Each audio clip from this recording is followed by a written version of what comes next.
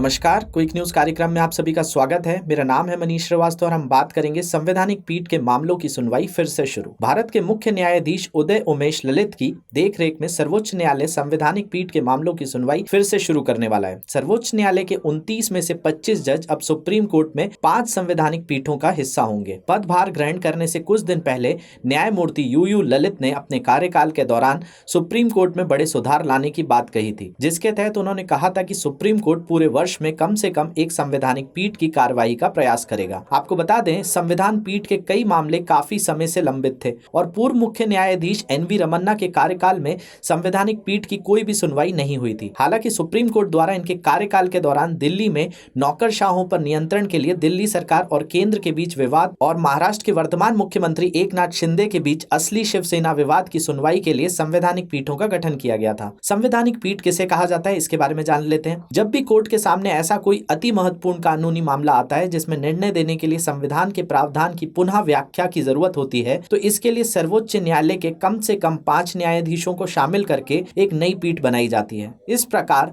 कम से कम 5 न्यायाधीश वाली बेंच जो संविधान की व्याख्या संबंधी मामलों पर निर्णय देती है, उसको संवैधानिक पीठ कहा जाता है। संवैधानिक पीठ के बारे में कुछ महत्वपूर्ण निर्णय भी जान लेते हैं। मेनका गांधी बनाम भारत संघवाद 1977 में केंद्र सरकार ने मेनका गांधी का पासपोर्ट जब्त कर लिया था और विदेश जाने से रोका था। इस मामले पर 7 न्यायाधीशों की संवैधानिक पीठ बनाई गई थी, जिसने अनुच्छेद 21 के दायरे का विस्तार किया था और फैसला सुनाया था कि व्यक्तिगत स्वतंत्रता का आयाम बहुत व्यापक है, जिसमें विभिन्न प्रकार के अधिकार शामिल हैं, जिसके तहत विदेश यात्रा का अधिकार भी शामिल है। केदारनाथ बनाम बिहार राज्यवाद 1962 में 5 न्यायाधीशों की पीठ ने भारतीय दंड संहिता की धारा 124(a) की संवैधानिक वैधता को बरकरार रखा। भारतीय न्यायिक इतिहास में 1973 में केशवनंद भारती बनाम केरल राज्य के मामले में 13 न्यायाधीशों की अभी तक की सबसे बड़ी संविधान की पीठ बनाई गई थी। इस संविधान पीठ की अध्यक्षता तत्कालीन CJI SM सीकरी ने की थी। इस पीठ ने 7-6 के बहुमत से एक महत्वपूर्ण निर्णय दिया था, जिसमें कहा गया था कि संसद संविधान के किसी भी हिस्से में तब तक संशोधन कर सकती है जब तक कि वो संविधान की मूल संरचना में परिवर्तन या संशोधन नहीं करती है।